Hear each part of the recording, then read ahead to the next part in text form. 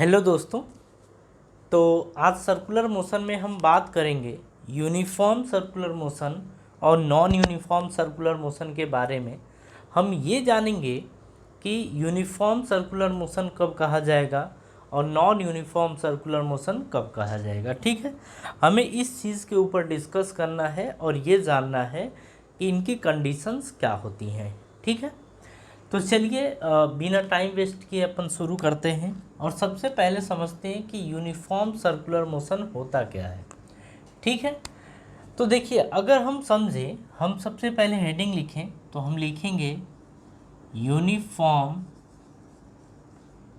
Circular motion. ठीक है, हम इसके बारे में बात करेंगे। अब सबसे पहले ये समझ लीजिए, मान लीजिए एक कोई पार्टिकल है वो सर्कुलर पाथ पे मूव कर रहा है। ठीक है, मान लीजिए ये कोई पार्टिकल है, ये सर्कुलर पाथ पे मूव कर रहा है, तो हम कब कहेंगे कि यूनिफॉर्म सर्कुलर मोशन है। देखिए नॉर्मली हम बात करेंगे इसके एंगुलर स्पीड या एंगुलर वेलोसिटी के बारे में। अगर उसकी एंगुलर वेलोसिटी कांस्टेंट है यानी फिक्स है तो हम बोलेंगे कि जो मोशन हो रहा है वो यूनिफॉर्म सर्कुलर मोशन है। यानी कि यहाँ पे जो ओमेगा मिलने वाला है, अगर ये ओमेगा कांस्टेंट हो जाए, अगर ये ओमेगा कांस्टेंट हो जाए तो हम ये समझेंगे कि ये यूनिफॉर्म सर्कुलर मोशन की कंडीशन है। ये बात पल्ले पड़ी। चलिए अब हम बात करेंगे डेफिनीशन की। तो यूनिफॉर्म सर्कुलर मोशन की डेफिनीशन को अगर देखा जाए तो इसे हम लिखते हैं। देखिए इसमें हम बोलेंगे कि when a body move in a circle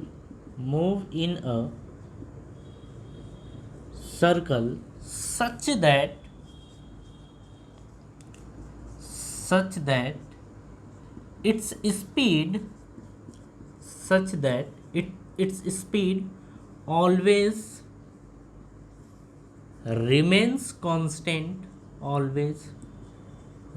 remains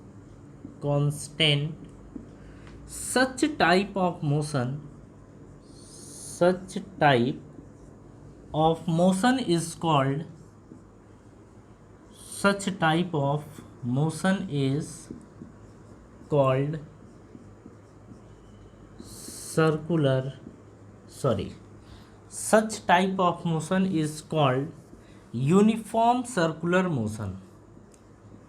हम बोलेंगे यूनिफॉर्म सर्कुलर मोशन। ये बात पल्ले पड़ी। यूनिफॉर्म सर्कुलर मोशन कब बोला जाएगा? हम बोलेंगे कि when a body move in a circle such that its speed always remains constant, such type of motion is called uniform circular motion. ठीक है, अब जरा इसमें और भी चीज़ों को समझते हैं कि और क्या होना चाहिए। तो हम आपको फोटो के थ्रू ही ये सारी चीज़ें समझा दे रहे हैं। देखिए ये यूनिफॉर्म सर्कुलर मोशन की कंडीशन तब आती है जब टेंजेंशियल एक्सेलरेशन जो होता है, जो टेंजेंशियल एक्सेलरेशन यानी एटी जिसको बोलते हैं, अगर ये ज़ीरो हो जाए, अगर ये ज़ीरो रहे, तब हम बोलेंगे कि ये जो पार्टिकल का मोशन होगा वो यूनिफॉर्म सर्कुलर मोशन होगा। ज़रा यहाँ समझिए, यूनिफॉर्म सर्कुलर मोशन की अगर कंडीशंस को देखी जाए तो आप यहाँ पे ये बोल सकते हैं कि जो एटी होगा, एटी यानी टेंजेंशियल एक्सेलरेशन की बात कर रहे हैं,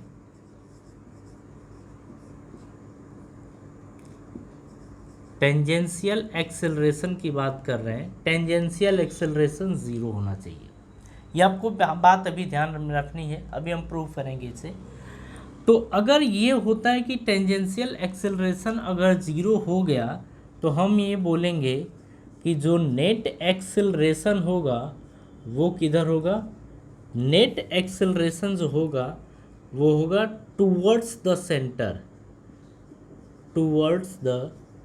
सेंटर, ये सेंटर की तरफ इसका नेट एक्सेलरेशन होगा। ठीक है, अच्छा 80 ज़ीरो होने का क्या मतलब है? 80 ज़ीरो होने का मतलब कि यहाँ पे 80 0 होने का मतलब ये है कि जो आपका आर अल्फ़ा है, 80 इज इक्वल्स टू क्या होता है, r alpha, tangential acceleration r alpha है 0।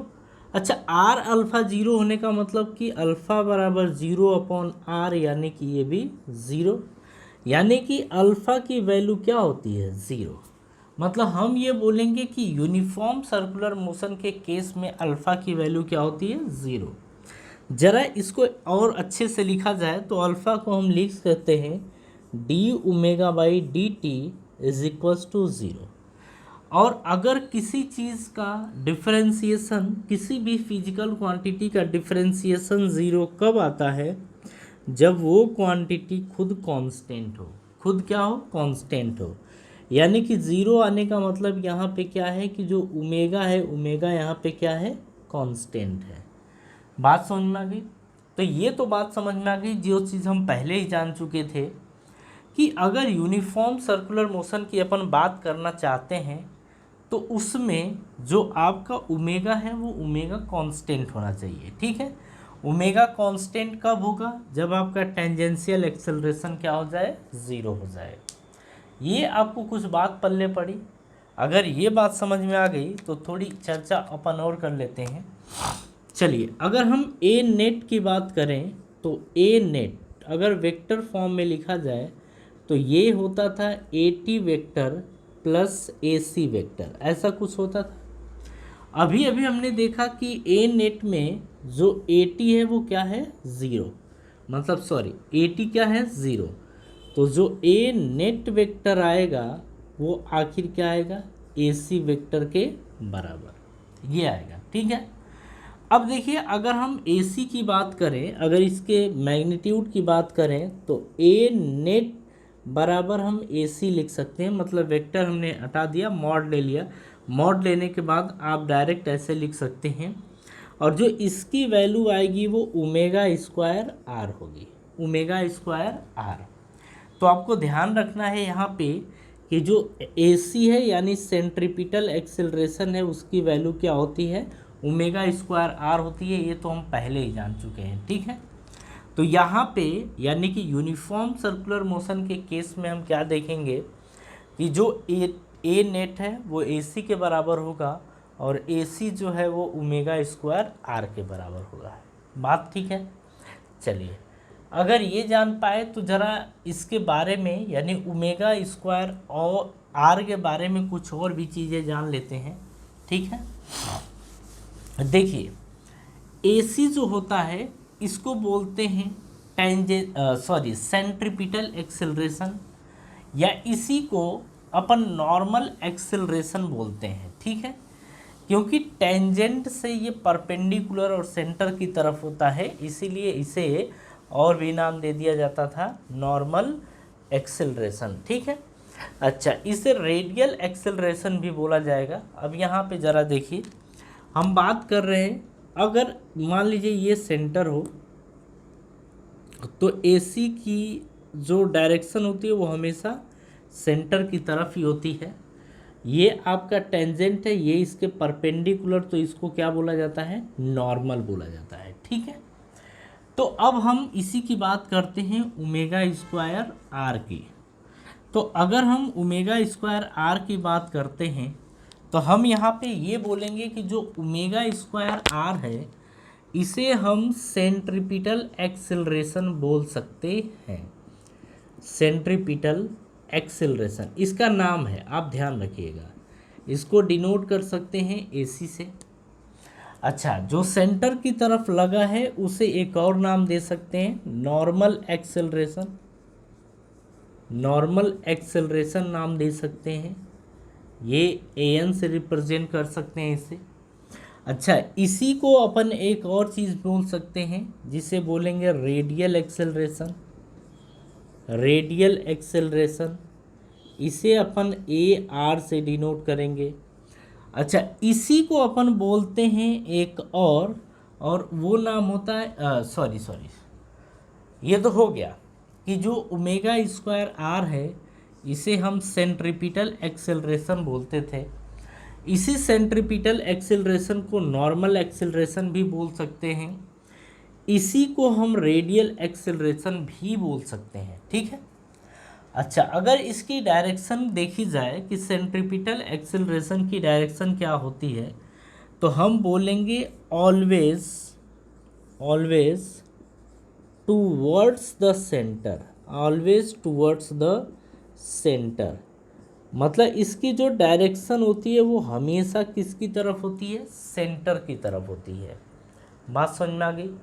तो जो सेंट्रीपिटल एक्सेलरेशन हुआ उसका ये मतलब उस चीज़ को हमने उसके बारे में ये चीज़ें देखे। थोड़ी सी चीज़ें और देखेंगे कि वर्किंग क्या होती है, किसकी वर्किंग के बारे में बात करेंगे, हम एसी के वर्किंग के बारे में बात करेंगे, ठीक है। चलिए यहाँ समझते हैं। हम ये देखेंगे कि जो एसी होता है वो एक्चुअल में करता क्या है, उसका काम क्या है, ठीक है। जी, चलिए ज़रा इसे समझिए। तो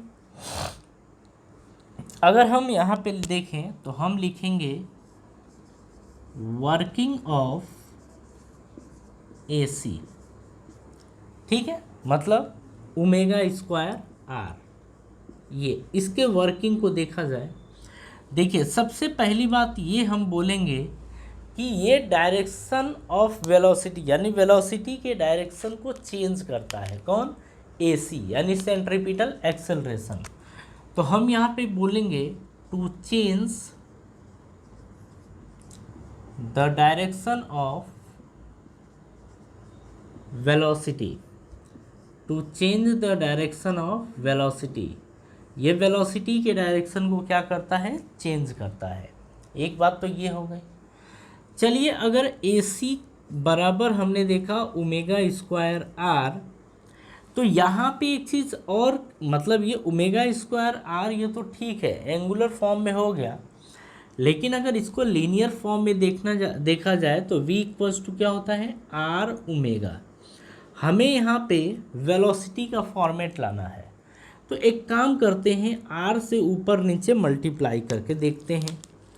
तो अगर हम R से ऊपर मल्टीप्लाई कर दें और R से नीचे मल्टीप्लाई कर दें, यानी R से मल्टीप्लाई और डिवाइड कर दें, तो ऊपर क्या बन जाएगा, omega square r square upon are.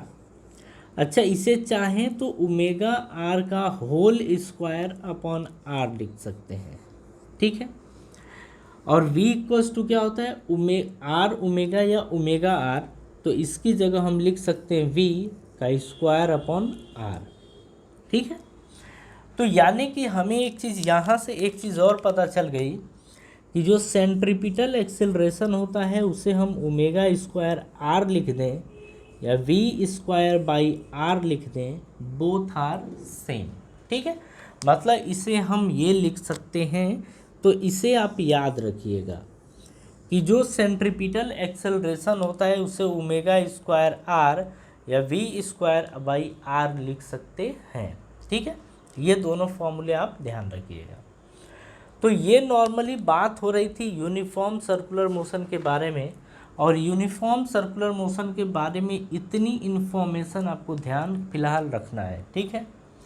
आपसे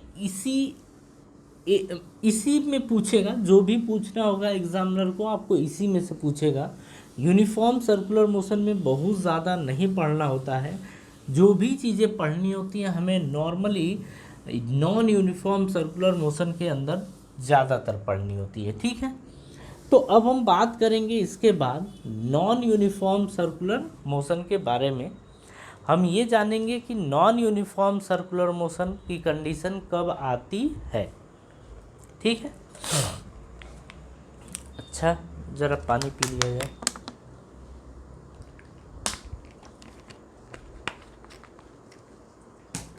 देखिए, आपको जितनी चीज़ें बता दी जाती हैं, अगर आप उतनी चीज़ें अच्छे से ध्यान रखते हैं तो इन चैप्टर्स के क्वेश्चन आपसे फंसने वाले नहीं हैं, ठीक है। क्योंकि जो क्वेश्चन आपको फंसाएगा, देखिए नॉर्मली हम बहुत ज़्यादा तो बात नहीं कर सकते, लेकिन हाँ हम आपसे इतना वादा कर सकते हैं कि अगर आप सारी लेक्चर को अच्छे से देख लेते हैं, सारी चीज़ों को अच्छे से याद रख लेते हैं, तो यहाँ का तो हम दावा नहीं कर सकते कि हम आपको यहाँ तक पहुँचा सकते हैं, लेकिन हाँ एक चीज़ बोल सकते हैं कि आप इसके बहुत करीब होंगे। ठीक है, इसके बहुत करीब होंगे और आप इसे अच्छे से समझ सकते हैं। ठीक है, अगर हम यहीं पे इसकी बात करें तो आप यहाँ पे भी अच्छे से फिजिक्स में क्वालिफाई कर सकते हैं, इसमें दिक्कत, बहुत ज़्यादा दिक्कत आपको नहीं होगी। यहाँ की हम गारंटी नहीं ले सकते। ठीक है, फिलहाल इतना पढ़ाने के बाद। लेकिन अगर आपने एनसीईआरटी अच्छे से कर लिया है और कुछ क्वेश्चंस और अगर आपने कर लिए, तो आप ये समझिए कि आप इन दोनों में जो फिजिक्स का पोर्शन होगा आप इजी वे में कर सकते हैं। ठीक है, मतलब बहुत ज़्यादा परेशानी आपको नहीं होगी, क्योंकि जो भी हम चीज़ें बताते हैं आपको लेवल के हिसाब से बताते हैं। एनसीईआरटी तो हमारा मेन पर्पज़ है कि एनसीईआरटी कवर होनी चाहिए, क्योंकि अगर एनसीईआरटी आप कवर कर ले जाते हैं तो आप ये मानिए सिलेक्शन के करीब हैं, आपके एग्ज़ाम में जो मार्क्स आएंगे वो भी काफ़ी बेहतर आएंगे। और नॉलेज की बात करें तो आपके पास जितनी नॉलेज एक 11th के स्टूडेंट को होनी चाहिए उससे थोड़ा सा ज़्यादा आपके पास होगा। ठीक है, ये गारंटी है। चलिए अब हम बात करें नॉन यूनिफॉर्म सर्कुलर मोशन के बारे में। तो हमारी यहाँ पे हेडिंग होने वाली है नॉन यूनिफॉर्म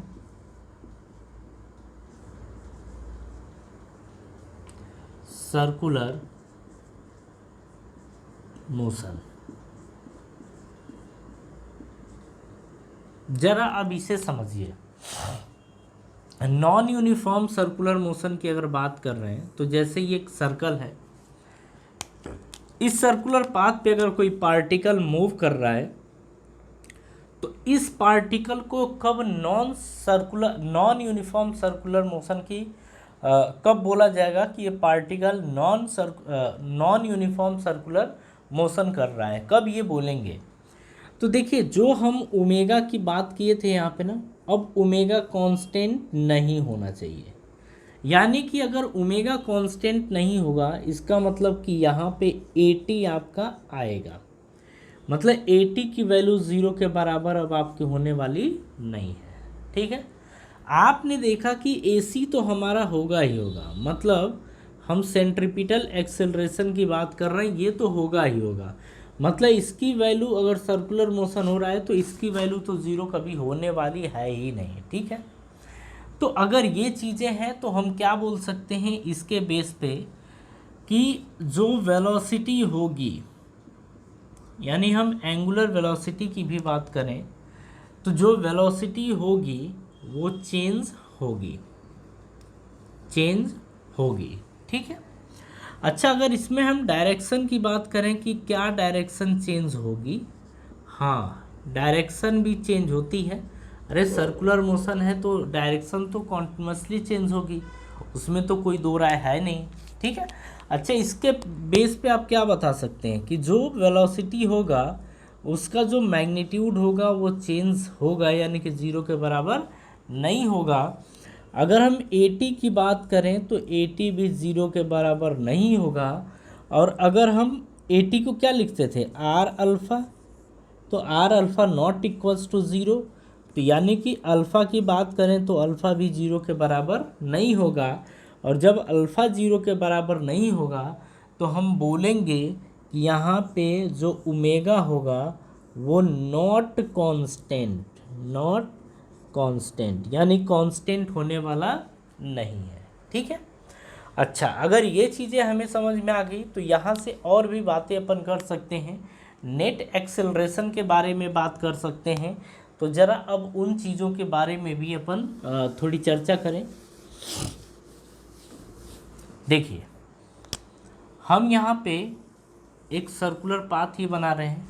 ठीक है, अब अगर यहाँ पे बात की जाए, मान लीजिए कि कोई पार्टिकल यहाँ पर है, तो ये पार्टिकल अगर सर्कुलर पाथ में मूव करेगा तो ये कुछ इस तरीके से, सॉरी ये आपका ये गया। ठीक है, इसको AT बोल दीजिए या V बोल दीजिए, वेलोसिटी आप ये ले सकते हैं। ठीक है, अच्छा अगर सेंट्रीपिटल एक्सेलरेशन की बात की जाए तो वो तो हमेशा सेंटर की तरफ होगा, मतलब ये होगा।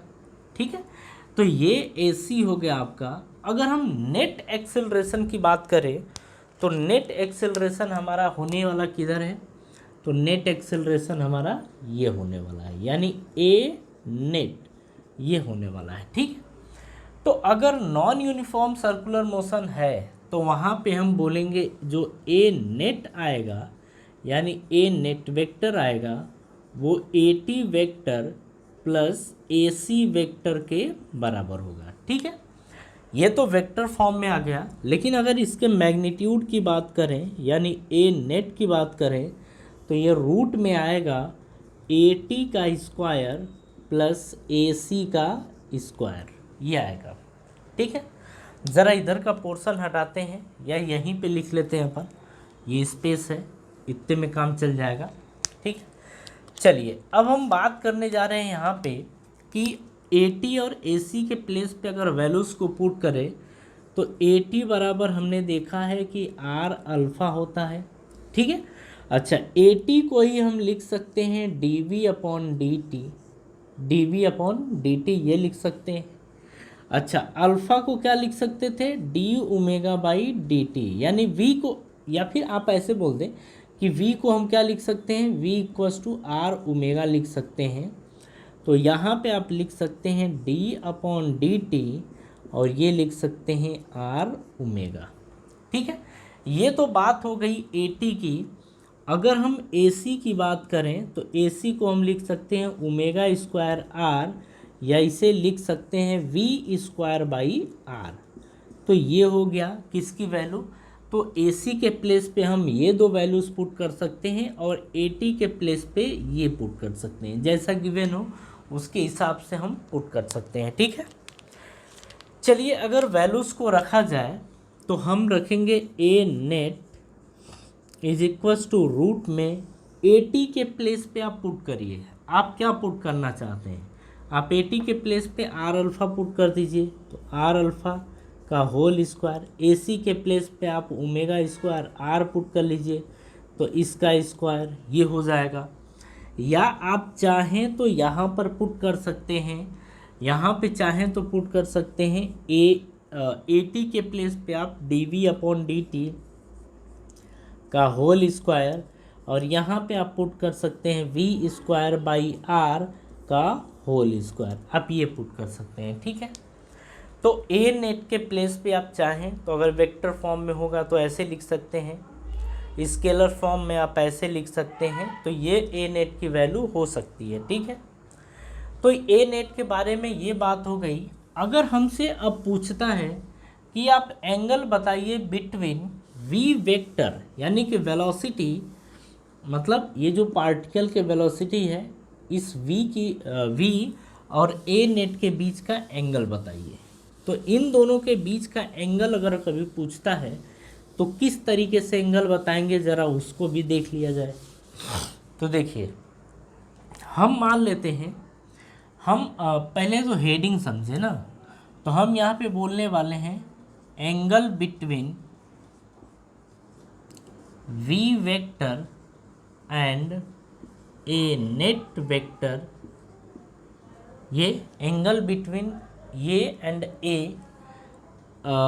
हम ऐसा मान लें इस थीटा, हम मान लेते हैं, देन हम मान लेते हैं इनके बीच का जो एंगल है वो थीटा है। ठीक है, अब देखिए आप क्या कर सकते हैं, आप इसे शिफ्ट करके यहाँ ला सकते हैं। तो एक्चुअल में ये जो कुछ बनेगा ना, वो कुछ ऐसे बनेगा, वो बनेगा आपका, आप देख लीजिए, जैसे ये हो गया, ये और ये एक दूसरे के परपेंडिकुलर होते हैं। नॉर्मल और जो टेंजेंट होता है वो एक दूसरे के परपेंडिकुलर होता है। अगर ये AT है और ये AC आपका है, तो A नेट आपका कुछ ये रहेगा, तो ये आपका A नेट हो गया। और इसी डायरेक्शन में आपका वेलोसिटी भी है, तो इसी और इसके बीच में पूछा है, हमने मान लिया है थीटा, ये हमने मान लिया। ठीक है, अब अगर ये मान लिया तो इसे आप शिफ्ट कर सकते हैं, तो आप इसको ऐसे रख सकते हैं, तो जो इसकी वैल्यू होगी AC, तो इसकी भी वैल्यू क्या हो जाएगी AC। अब देखिए एंगल पूछा है तो एंगल हमेशा tan थीटा, और tan theta is equal to perpendicular upon base. Perpendicular theta के सामने होता है यानी AC, और बेस जो होता है वो ये हो जाएगा यानी AT। ठीक है, तो हम लिखेंगे tan theta is equals to, अगर AC की बात करें तो AC को आप लिख सकते हैं ओमेगा स्क्वायर R। तो यहाँ से आप लिख सकते हैं AC को ओमेगा स्क्वायर R अपॉन में AT, और AT के प्लेस पे आप पुट कर दीजिए R अल्फ़ा। तो R अल्फ़ा, R से R कैंसल हो गया, बना omega square by alpha, omega square by alpha. तो यहाँ से जो थीटा आएगा वो एक्चुअल में आएगा tan inverse omega square upon alpha. तो ये आ गया angle between v vector and a net. ठीक है, इस तरीके से एंगल कैलकुलेट किया जाएगा। बात समझ में आ गई? अगर बात समझ में आ गई तो हम इसके बाद बात करेंगे ए नेट के बारे में, थोड़ी उसके बारे में इंफॉर्मेशन देखना चाहते हैं। ठीक है, हम ये देखना चाहते हैं कि जो ए नेट है, ए नेट में जो दो चीज़ें दी गई हैं आपको, AC और AT, आखिर उनका काम क्या है, वो करते क्या हैं, उनकी इम्पोर्टेंस कितनी है किसी भी पार्टिकल या किसी भी बॉडी के मोशन के लिए, वो ज़रा हम देखते हैं। ठीक है, चलिए तो हम बात करने वाले हैं ए नेट के बारे में। तो देखिए हम ए नेट के बारे में बात कर रहे हैं, तो ए नेट में दो चीज़ें आपको देखने को मिल रही हैं, दो क्वांटिटीज़। एक तो AT हमें देखने को मिल रहा है, दूसरा हमें AC देखने को मिल रहा है। ठीक है, तो AT और AC का वर्किंग, मतलब इन दोनों की वर्किंग क्या है, ये क्या करते हैं। तो देखिए जो AT है ये क्या करता है कि किसी भी पार्टिकल या किसी भी बॉडी के वेलोसिटी को चेंज, वेलोसिटी के मैग्नीट्यूड को चेंज करता है। तो हम बोलेंगे changes the magnitude of the velocity, of the velocity. ठीक है, ये वेलोसिटी के मैग्नीट्यूड को क्या करता है, चेंज करता है। अगर हम AC की बात करें तो AC के बारे में हम ये बोलेंगे कि चेंजेस द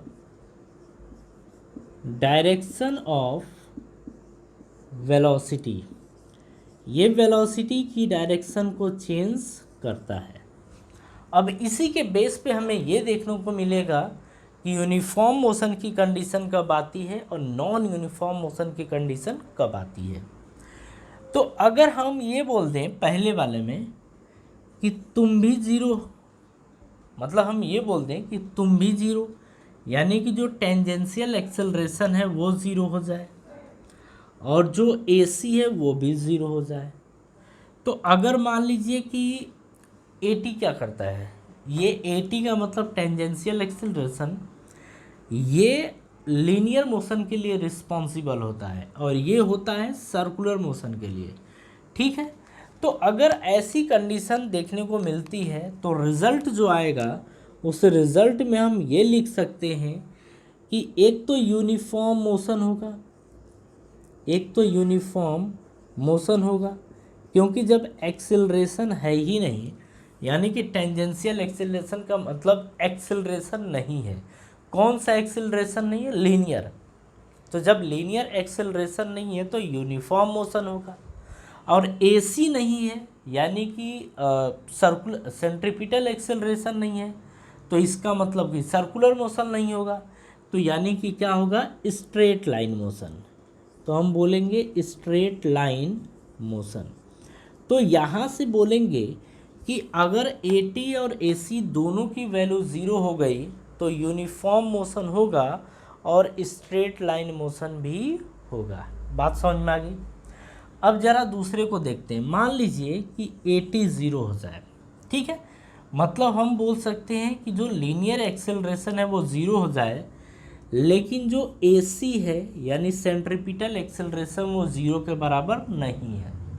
तो फिर हमें क्या कंडीशन देखने को मिलेगी, तो हम यहाँ से देखिए, जैसे ही 80 ज़ीरो हुआ, 80 ज़ीरो होने का मतलब ये एक्सल स्पीड को चेंज नहीं करेगा। तो जब स्पीड को चेंज नहीं करेगा तो हम यहाँ पे बोलेंगे कि एक तो ये यूनिफॉर्म मोशन होगा, यूनिफॉर्म मोशन होगा। और अगर यूनिफॉर्म मोशन हुआ और ये अगर ज़ीरो के बराबर नहीं है, यानी कि सर्कुलर मोशन है, तो यूनिफॉर्म मोशन होगा, लेकिन कैसा होगा? Uniform circular motion. इसको बोलेंगे, आप ऐसे लिख सकते हैं कि सर्कुलर मोशन होगा यहाँ पे, ठीक है, सर्कुलर मोशन होगा। ये बात समझ में आ गई।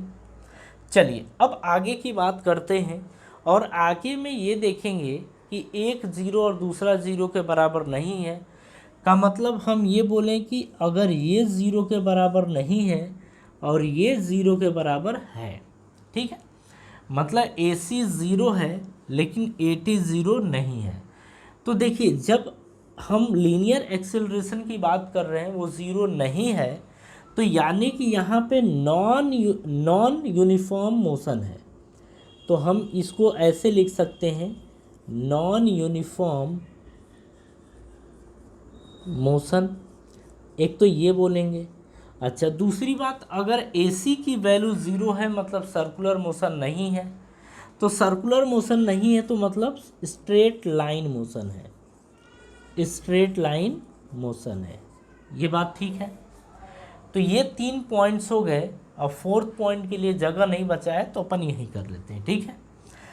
अब मान लीजिए AT की वैल्यू ज़ीरो के बराबर नहीं है, मतलब एक्सेलरेशन लगातार चेंज हो रहा है, और AC की वैल्यू भी ज़ीरो के बराबर नहीं है, मतलब यहाँ पे सर्कुलर मोशन भी है। तो अगर एक्सेलरेशन लगातार चेंज हो रहा है और फिर सेंट्रीपिटल एक्सेलरेशन भी है, तो हम यहाँ पे बोलेंगे कि ये नॉन यूनिफॉर्म सर्कुलर मोशन है। और ऐसे बोल सकते हैं कि नॉन यूनिफॉर्म मोशन है, लेकिन मोशन कैसा है? सर्कुलर है। तो आप ऐसे भी बोल सकते हैं कि नॉन यूनिफॉर्म सर्कुलर मोशन है, आप ये बोल सकते हैं, ठीक है। तो ये थी सर्कुलर मोशन के यूनिफॉर्म और नॉन यूनिफॉर्म सर्कुलर मोशन के बारे में इंफॉर्मेशन, ठीक है। अच्छा, इसके बेस पे आप अच्छे अच्छे क्वेश्चन कर सकते हैं। हम इसके बाद देखेंगे कि इन पे बेस्ड क्वेश्चन किस तरीके से सॉल्व किए जाएंगे, ठीक है। ज़रा देखिए,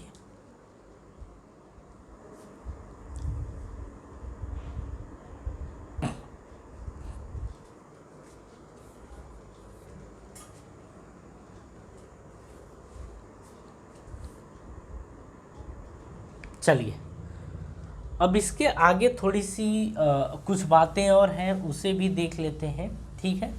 अच्छा, इसमें हमसे क्वेश्चन पूछेगा कि अगर कोई पार्टिकल सर्कुलर पाथ पे मूव कर रहा है तो वेलोसिटी और नेट एक्सेलरेशन के बीच कब एक्यूट एंगल बनेगा, कब राइट एंगल बनेगा और कब ऑब्ट्यूस एंगल बनेगा, इसके बारे में भी हमसे पूछेगा, ठीक है। तो जब वो क्वेश्चन पूछेगा तो उसके आंसर किस तरीके से दिए जाएंगे वो भी हम देखेंगे। लेकिन उसके पहले हम एक चीज़ देख लेते हैं जो हमारे न्यूमेरिकल में यूज़ होने वाली है, ठीक है। अगर हम बात करें AT की, यानी टेंजेंशियल एक्सेलरेशन की, ठीक है, तो ये होता है dv/dt, dv/dt, ये हमको पता है। अच्छा, ये फॉर्मूला कब यूज़ करते हैं? जब वेलोसिटी टाइम का फंक्शन हो, तब हम dv/dt यूज़ करके AT निकालते हैं, ठीक है। लेकिन मान लीजिए कि नहीं गिवन है, मतलब टाइम का फंक्शन नहीं है, तो फिर हम क्या करते थे? ये चीज़ हम जानते हैं। इसमें हम क्या करते थे कि ऊपर नीचे, मान लीजिए कि डिस्प्लेसमेंट का फंक्शन हो तो ऊपर नीचे ds से मल्टीप्लाई करते हैं ये, और इसके बाद हमें देखने को ये मिलता है कि जो ds/dt होता है ये वेलोसिटी होता है, ठीक है। ये क्या होता है? वेलोसिटी। तो हम इसे लिख सकते हैं v dv/ds, ये हम लिख सकते हैं, ठीक है। मतलब AT = dv/dt या फिर v dv/ds लिख सकते हैं, ठीक। ठीक है, मतलब ये देखने को मिला है कि जो टेंजेंशियल एक्सेलरेशन है वो dv/dt लिख सकते हैं, या तो हम इसे लिख सकते हैं v dv/ds, ये लिख सकते हैं। और ये हमें पता है क्योंकि हमने पीछे भी देख रखा है इसे, लेकिन फिर से एक बार देखा हमने क्योंकि हमें अभी न्यूमेरिकल जो करने वाले हैं उसमें यूज़ होगा। अच्छा, ये कब यूज़ करते हैं? हम तब यूज़ करते हैं जब वेलोसिटी हमारा टाइम का फंक्शन दिया हो और एक्सेलरेशन निकालना हो। जब टाइम का फंक्शन हो और एक्सेलरेशन निकालना हो तो ये फॉर्मूला यूज़ करते हैं। और ये फॉर्मूला तब यूज़ करते हैं जब वेलोसिटी हमारी डिस्प्लेसमेंट का फंक्शन हो, यानी कि जब v डिस्प्लेसमेंट का फंक्शन हो तब हम ये फॉर्मूला यूज़ करते हैं। इतनी बात ठीक है। चलिए वही चीज़ें अपन समझ लेते हैं AC में, यानी सेंट्रीपिटल एक्सीलरेशन में।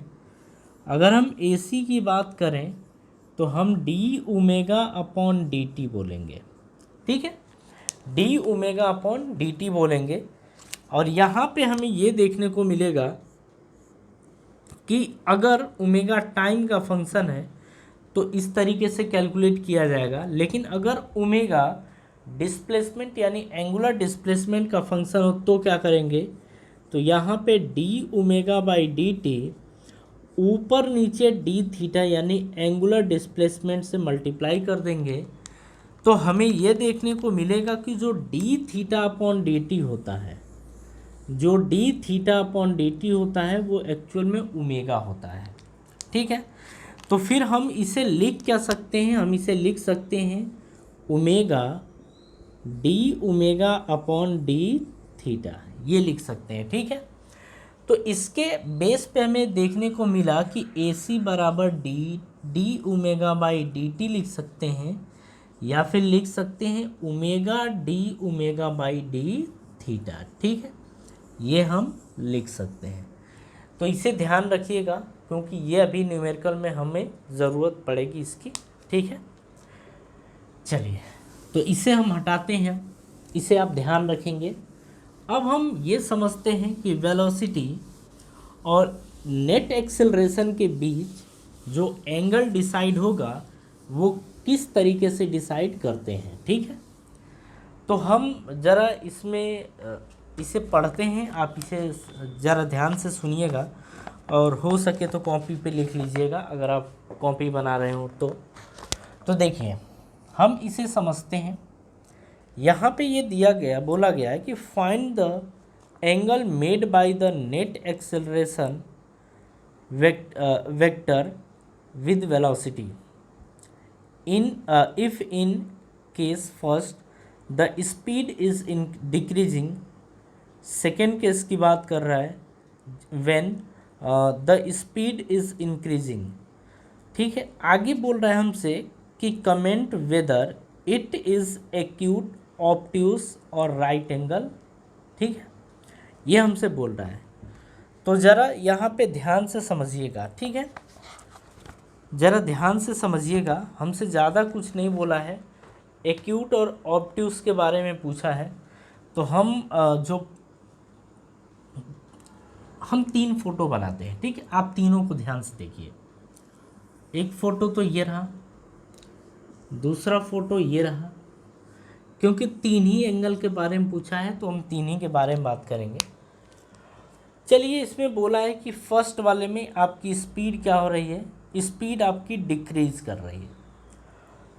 तो एक चीज़ के बारे में अगर हम बात करें तो ध्यान से आप देखिएगा, अगर यहाँ पे कोई पार्टिकल है, ठीक है, तो एक जो एक्सेलरेशन होगा यानी कि AC यानी सेंट्रीपिटल एक्सेलरेशन, वो तो हमेशा अंदर की तरफ होगा, ऐसे ही होगा वो हर किसी केस में। देखिए अगर मान लीजिए आपका पार्टिकल यहाँ पे है तो अगर सर्कुलर मोशन हो रहा है तो ये हमेशा अंदर की तरफ होगा, ऐसे हमेशा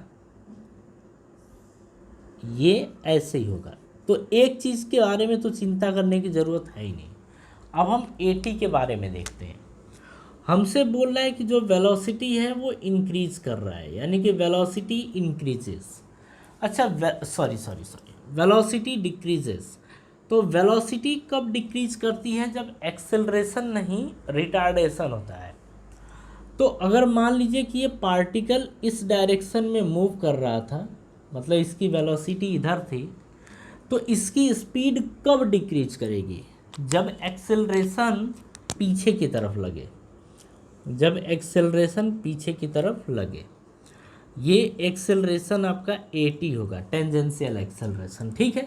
अगर हम ए नेट की बात करें तो ए नेट AC और AT के बीच में आएगा और ये आएगा ये, तो ये आपका आ गया ए नेट, ठीक है। अच्छा, एंगल की बात किया था, तो एंगल वेलोसिटी और ए नेट के बीच का देखना है, तो एंगल आपका ये आएगा। अब आप खुद डिसाइड करके बताइए, ये जो थीटा होगा ये थीटा एक्यूट होगा और ऑब्ट्यूस होगा, आप बताइए। तो ये ऑब्ट्यूस एंगल होगा, ठीक है। तो हम यहाँ पे बोलेंगे कि यहाँ पे बनेगा ऑब्ट्यूस एंगल, ये बात ठीक है। मतलब हम ये बोलेंगे कि अगर वेलोसिटी डिक्रीज कर रही हो किसी सर्कुलर मोशन में किसी पार्टिकल की, तो जो ए नेट और वेलोसिटी के बीच में एंगल बनेगा वो बनेगा ऑब्ट्यूस एंगल, ठीक है। अच्छा, जरा अब ध्यान से समझिए। सेकेंड कंडीशन में बोल रहा है कि वेलोसिटी जो है वो इंक्रीज कर रही है, ठीक है, इंक्रीजेस। तो अगर वेलोसिटी इंक्रीज कर रही है तो ये कंडीशन कब देखने को मिलती है कि अगर वेलोसिटी इस डायरेक्शन में है और वेलोसिटी बढ़े, वेलोसिटी इंक्रीज करे, तो AT की भी डायरेक्शन उधर ही होनी चाहिए, यानी टेंजेंशियल एक्सेलरेशन की डायरेक्शन अगर वेलोसिटी के डायरेक्शन में है तभी वेलोसिटी इंक्रीज करती है। तो AT तो आपका ये हो गया, AC ये हो गया, तो A नेट आपका ये हो जाएगा, तो ये आपका आ जाएगा A नेट। एंगल की बात किया है A नेट और वेलोसिटी के, तो ये आपका होगा, ठीक है। अच्छा, इस एंगल का नाम क्या होगा? तो इसे हम बोलेंगे एक्यूट एंगल, एक्यूट एंगल हम ये बोलेंगे, ठीक है। बात समझ में आ गई? चलिए ज़रा इसके बारे में देखें, इसके बारे में। अब आप देखिए, हमसे थर्ड की बात कर रहा है कि यहाँ पे वेलोसिटी हमारी कांस्टेंट है, वेलोसिटी इंक्रीज नहीं कर रही है ना तो डिक्रीज कर रही है। तो अब देखिए, यही तो लास्ट बचा ना कि वेलोसिटी आपका क्या हो, कांस्टेंट हो। तो जब वेलोसिटी कांस्टेंट होगा तो यहाँ पर एक्सेलरेशन यानी AT की वैल्यू क्या हो जाएगी? 0। अरे ये लगाने की भी ज़रूरत नहीं है, AT की वैल्यू क्या होगी? 0।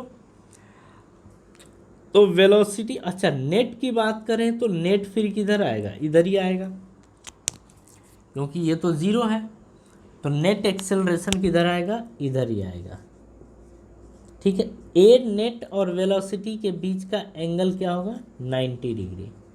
तो हम बोलेंगे कि जब AT की वैल्यू 0 है यानी वेलोसिटी कांस्टेंट हो, तो जो एंगल बनेगा वो राइट एंगल बनेगा। क्या बनेगा? राइट एंगल बनेगा। बात पल्ले पड़ी? तो देखिए, अगर ये बातें समझ में आ गई हैं तो बहुत ही अच्छी बात है, और आपको समझ में आई ही होगी, ऐसा नहीं हो सकता कि आपको बात समझ में ना आए। तो फिर हम आज की सभा यहीं समाप्त करेंगे, और इस पे बेस्ड जो कुछ क्वेश्चंस होंगे वो हम आगे लेक्चर्स में डिस्कस करेंगे, ठीक है।